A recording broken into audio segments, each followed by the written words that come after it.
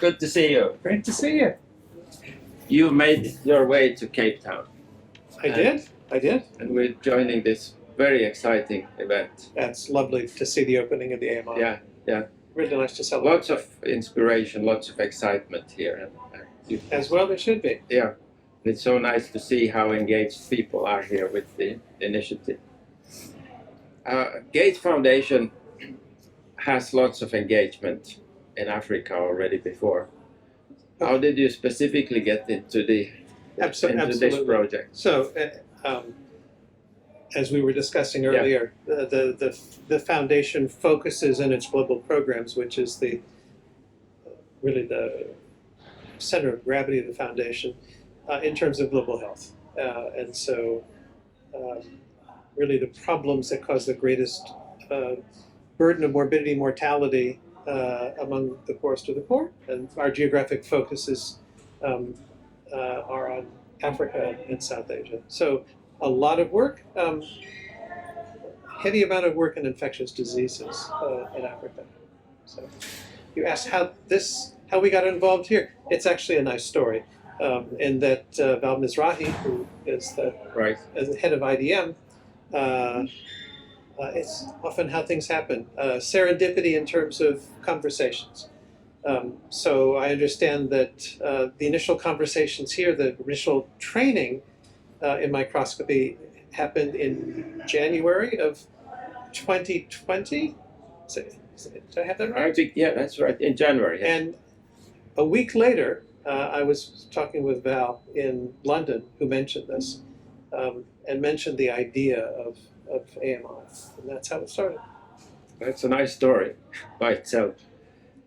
You had a very nice presentation on the outset of the Gates Foundation, otherwise, except beyond this project, and I think it was a very comprehensive and nice overview.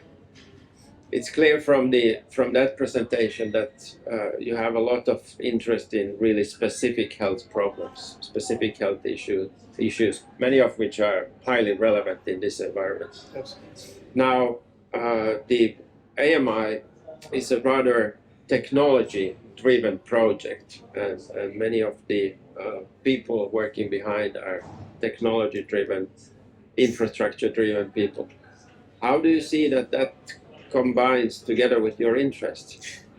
Well, fundamentally, there's an abiding belief underlying the foundation in terms of the transformational power of science and technology, that there are transformational tools, whether they are drugs, biologics, vaccines, other interventions, that have the ability to have real impact against the infectious challenges, for example, that we focus on HIV, TB, malaria, other diseases.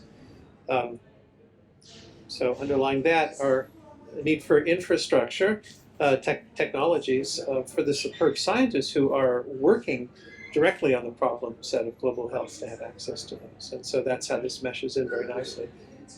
Right. Continuing on that aspect, so thinking about the combination of technology, advanced technologies and cutting-edge know-how of how to use the technologies.